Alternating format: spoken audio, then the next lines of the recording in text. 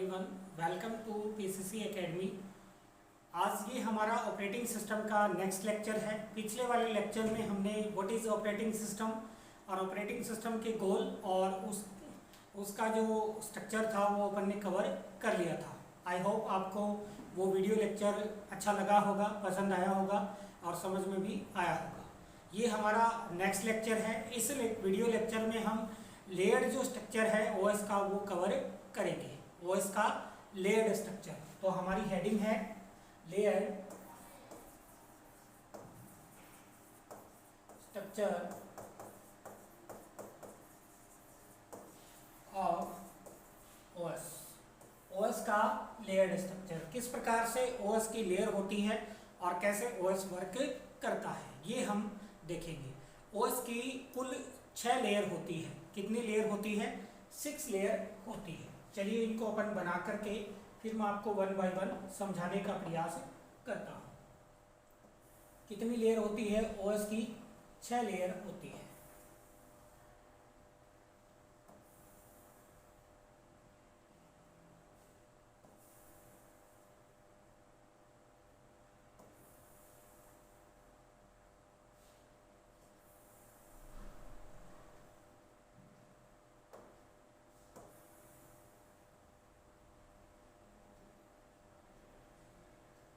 ये स्टूडेंट कितनी लेयर होती है? 6 लेयर होती है। सबसे जो पहली लेयर आती है, जो बेसिक लेयर आती है, वो आती है हार्डवेयर लेयर।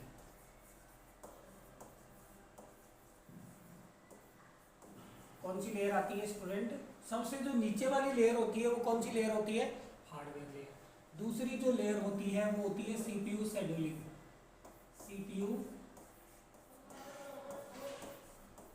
सीपीयू शेड्यूलिंग जो लेयर होती है वो कितने नंबर होती है? 2 नंबर। 3 नंबर जो होती है वो होती है मेमोरी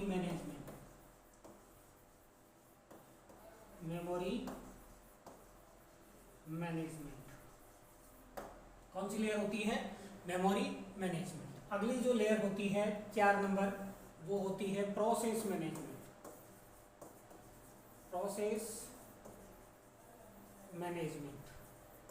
कौन सी लेयर होती है स्टूडेंट? Process management. जो 5वीं लेयर होती है वो होती है इनपुट आउटपुट बफर।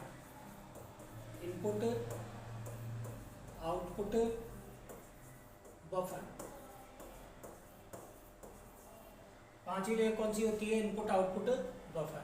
और जो छठी लेयर होती है वो होती है यूजर प्रोग्राम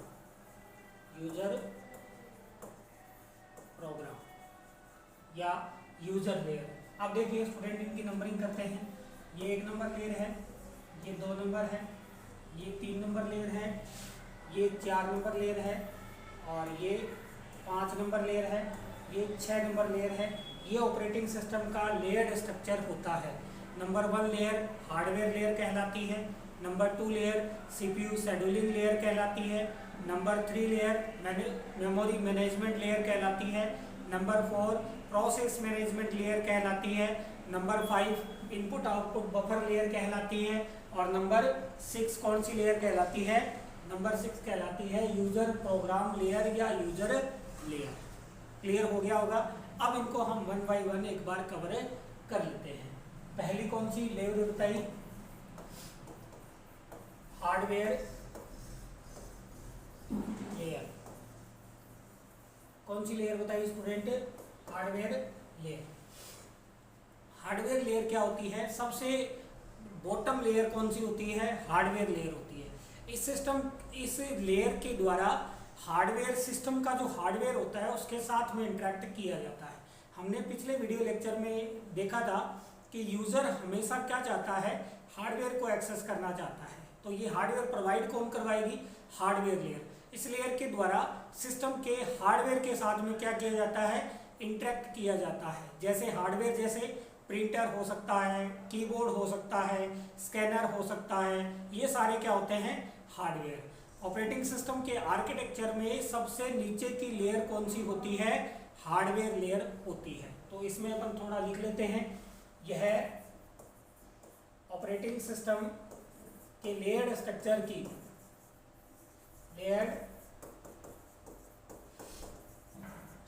की सबसे नीचे नीचे की लेयर होती है, नीचे की लेयर होती है, सबसे नीचे की लेयर होती है। इस लेयर के द्वारा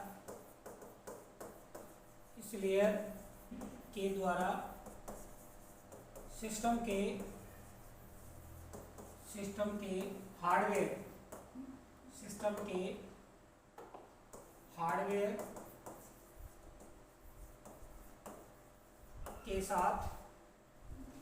के साथ इंटरेक्ट किया जाता है,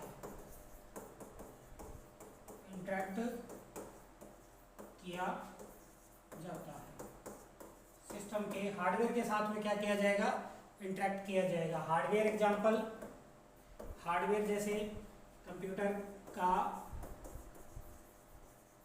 का प्रिंटर,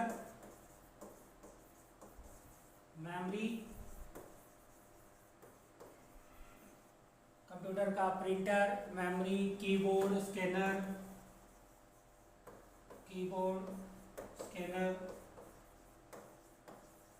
आदि, वो इस लेयर में कौन से आएंगे, हार्डवेयर लेयर के अंदर आएंगे। आई होप आपको हार्डवेयर लेयर क्लियर होगी, जो सिस्टम के हार्डवेयर के साथ में क्या करे, इंटरेक्ट करे, वो कौन सी लेयर है, हार्डवेयर लेयर।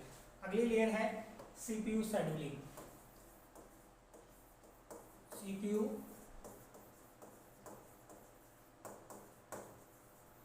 लेयर कौन सी लेयर है स्टूडेंट, सीपीयू शेड्यूलिंग लेयर है।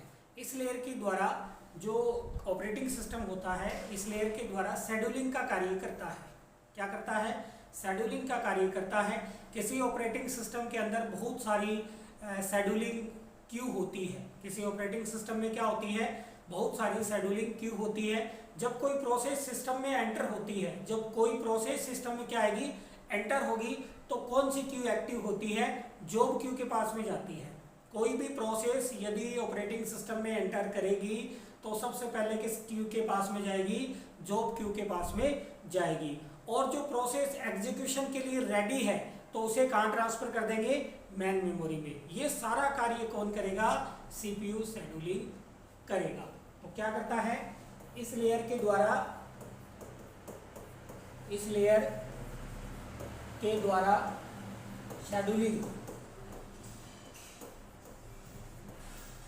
शेड्यूलिंग का कार्य किया जाता है।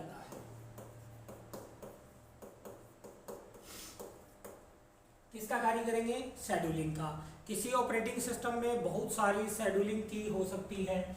किसी ऑपरेटिंग सिस्टम में, किसी ओएस में बहुत सारी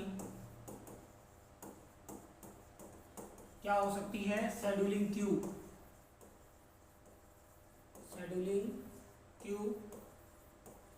होती है। किसी ऑपरेटिंग सिस्टम में बहुत सारी क्या होती है, शेड्यूलिंग क्यू होती है। जब भी कोई प्रोसेस ऑपरेटिंग सिस्टम में एंटर करती है तो कौन सी क्यू के पास में जाती है, कौन सी क्यू के पास में, जॉब क्यू के पास में। जब भी कोई प्रोसेस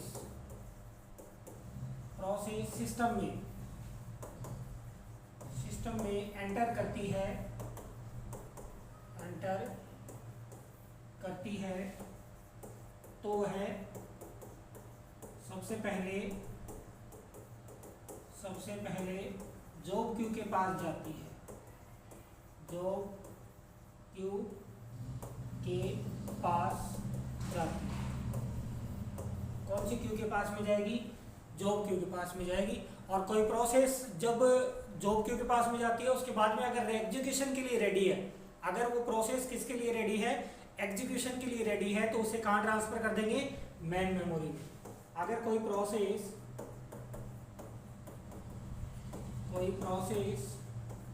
एग्जीक्यूशन के लिए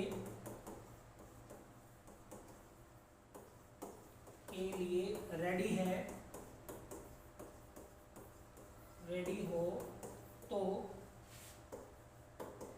उसे मेन मेमोरी का मतलब क्या होता है स्टूडेंट, रैम में ट्रांसफर कर दिया जाता है। दिया जाता है। कहाँ ट्रांसफर कर देंगे? रैम में ट्रांसफर कर देंगे। ये सारा कार्य किस लेयर के द्वारा किया जाता है? यह सारा कार्य सीपीयू शेड्यूलिंग लेयर के द्वारा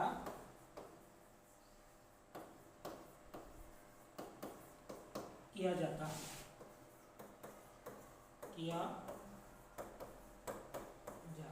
ये सारा कार्य किस लेयर के द्वारा किया जाएगा? सीपीयू शेड्यूलिंग लेयर के द्वारा किया जाएगा। क्या कार्य किया जाएगा? बहुत सारी क्या होती है सिस्टम में शेड्यूलिंग की होती है। जब भी कोई प्रोसेस सिस्टम में एंटर करती है तो सबसे पहले कौन सी क्यू के पास में जाएगी? जॉब क्यू के पास में। अगर कोई प्रोसेस अब एग्जीक्यूशन के लिए रेडी है तो उसे कहाँ भेज देंगे? मैन मेमोरी में ट्रांसफर कर देंगे। मैन मेमोरी का मतलब क्या है स्टूडेंट? मैन मेमोरी का मतलब है रैम में ट्रांसफर कर देंगे। ये सारा कार्य किसके द्वारा किया जाएगा? सीपीयू शेड्यूलिंग लेयर के द्वारा किया जाएगा। अगली है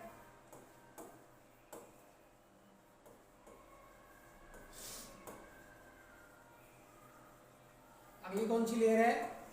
मेमोरी मैनेजमेंट की लेयर है। इसके द्वारा मेमोरी के साथ में मैन मेमोरी जो होती है उसके साथ में डील किया जाता है। इसके द्वारा प्रोसेस को सेकेंडरी स्टोरेज से, जो प्रोसेस एग्जीक्यूशन के लिए जाने वाली है उसको सेकेंडरी स्टोरेज से कहाँ ट्रांसफर करेंगे? मैन मेमोरी में ट्रांसफर करेंगे। कहाँ ट्रांसफर करेंगे? मैन मेमोरी में ट्रांसफर करेंगे। और जब उसका एग्जीक्यूशन कंप्लीट हो जाएगा तो उसे वापस कहाँ भेज देंगे? सेकेंडरी स्टोरेज में भेज देंगे। तो ये काम किसका होता है? मैन मेमोरी का। इस लेयर के द्वारा किसके साथ में डील किया जाता है? मैन मेमोरी के साथ में। मैन मेमोरी के साथ डील किया जाता है। किसके साथ में डील किया जाएगा? मैन मेमोरी के साथ में। मैन मेमोरी का मतलब रैम के साथ में। जब भी किसी प्रोसेस को अगर रन करवाना हो, किसी प्रोसेस को सेकेंडरी स्टोरेज से मेन मेमोरी में ट्रांसफर करना,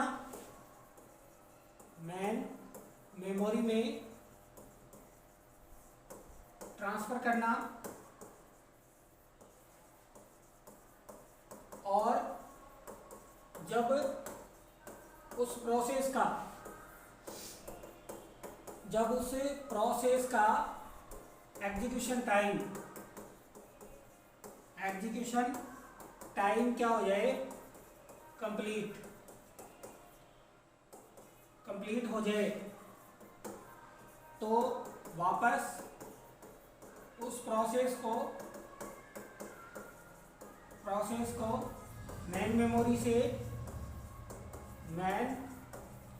से कहाँ ट्रांसफर करना? हार्ड डिस्क में ट्रांसफर करना। ये सारा कार्य किसके द्वारा किया जाएगा? मेमोरी मैनेजमेंट लेयर जो है उसके द्वारा किया जाएगा। क्या कार्य किया जाएगा? मेन मेमोरी के साथ में डील करता है। किसी प्रोसेस को अगर एग्जीक्यूशन करवाना हो तो उसे सेकेंडरी मेमोरी से कहाँ ट्रांसफर करेगी? सेकेंडरी मेमोरी से प्राइमरी मेमोरी में। अगर उस प्रोसेस का एग्जीक्यूशन टाइम कंप्लीट हो गया तो वापस उसको मेन मेमोरी से कहाँ ट्रांसफर कर देगी? सेकेंडरी मेमोरी में। ये काम किसका है? मेमोरी मैनेजमेंट का। फोर्थ नंबर है प्रोसेस मैनेजमेंट।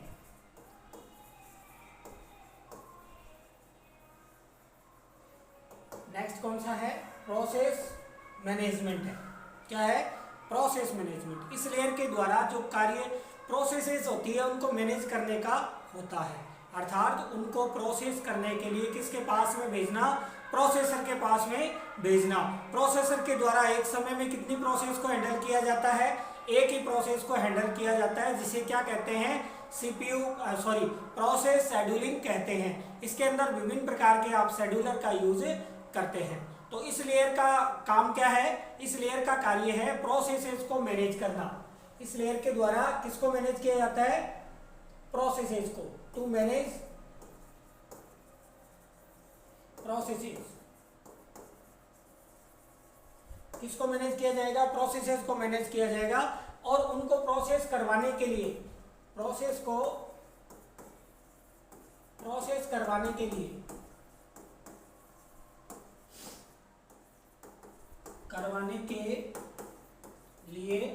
उन्हें कहाँ भेजते हैं? उन्हें सीपीयू के पास भेजा जाता है। कहाँ भेजा जाता है? सीपीयू के पास में भेजा जाता है। और सीपीयू द्वारा एट ए टाइम मतलब एक ही समय में एट ए टाइम एक प्रोसेस को एग्जीक्यूशन किया जाता है।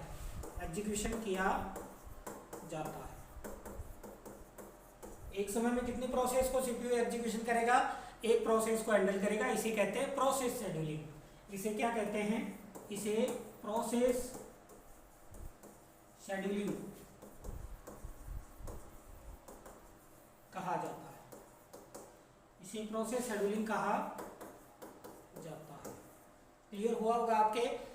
इसके लिए हम विभिन्न प्रकार के एल्गोरिथम का यूज करते हैं। जैसे एग्जांपल है FCFS। ये हम आगे जो एल्गोरिथम है वो पढ़ेंगे, जैसे SJF, जैसे राउंड रॉबिन।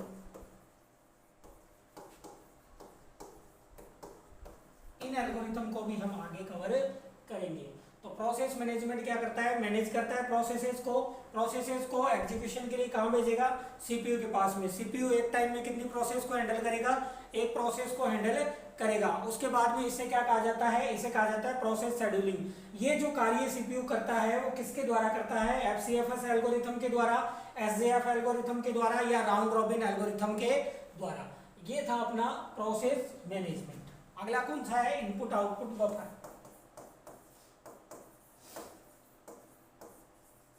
अगला कौन सा स्टूडेंट? इनपुट आउटपुट का बफर है।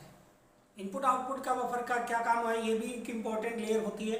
किसी भी कंप्यूटर सिस्टम के अंदर अगर यूजर सिस्टम से इंटरेक्ट किया जाता है, ये हमें पता है कि ऑपरेटिंग सिस्टम के अंदर यूजर को किससे इंटरेक्ट करवाया जाएगा?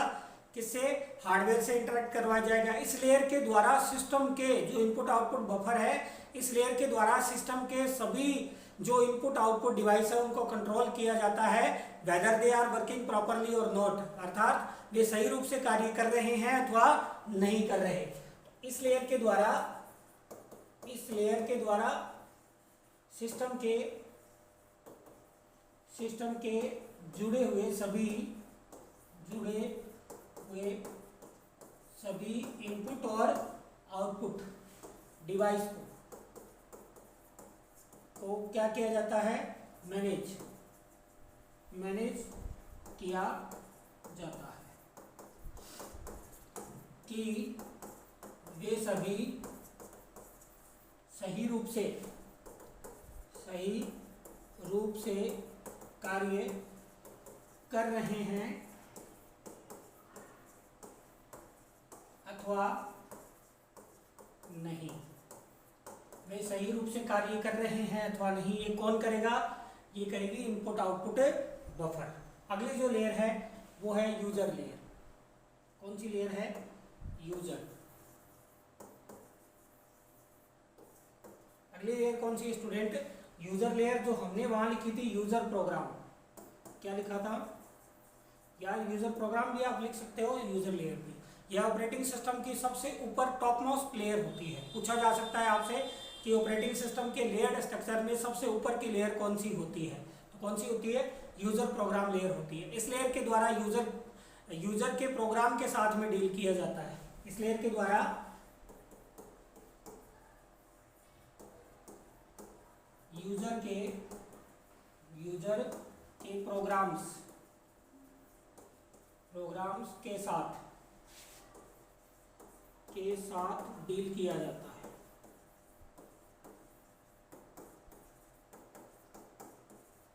यूजर के प्रोग्राम के साथ में क्या किया जाएगा? डील किया जाएगा। और यूजर की एप्लीकेशन के साथ में कार्य किया जाता है। और यूजर की एप्लीकेशन के साथ में कार्य कार्य किया जाता है, के साथ में कार्य किया जाता है। जैसे आपको कोई गेम चलाना हो, ये क्या चलाना हो, गेम चलाना हो, कोई सॉन्ग सुनने हो, आपको ब्राउजर का यूज करना हो, ये सारे इसके उदाहरण में या एग्जाम्पल में आते हैं। इनपुट आउटपुट बफर, ये अपना कंप्लीट हो गया। कौन सा? ये अपना कंप्लीट हो गया लेयर स्ट्रक्चर ऑफ ओएस। क्या कंप्लीट हो गया? Layer structure of OS. एक बार फिर देखते हैं अपन ने क्या कवर किया था। हमने लेयर स्ट्रक्चर देखी है कि ऑपरेटिंग सिस्टम कितनी लेयर में वर्क करता है। ऑपरेटिंग सिस्टम कुल 6 लेयर में वर्क करता है, जिसमें सबसे पहली लेयर कौन सी होती है? सबसे पहली लेयर होती है हार्डवेयर, सबसे बॉटम लेयर होती है हार्डवेयर, फिर सीपीयू शेड्यूलिंग, तीसरी मेमोरी मैनेजमेंट, चौथी प्रोसेस मैनेजमेंट, पांचवी बफर जो इनपुट आउटपुट बफर होता है वो, और 6 नंबर है यूजर प्रोग्राम। उसके बाद में हमने इनको 1 बाय 1 एक एक को कवर कर लिया है। आई होप आपके ये वीडियो समझ में आया होगा, पसंद आया होगा। तो अगर आपको ये वीडियो पसंद आया तो वीडियो को लाइक करें, कमेंट करें और हमारे चैनल को सब्सक्राइब जरूर करें, ताकि आपको नई जो वीडियो है उसकी नोटिफिकेशन आपको मिलती रहे और आप अपना ऐसे ही तैयारी जारी रख सकें। मिलते हैं ओएस के अगले वीडियो में, तब तक के लिए जय हिंद, जय भारत, थैंक यू।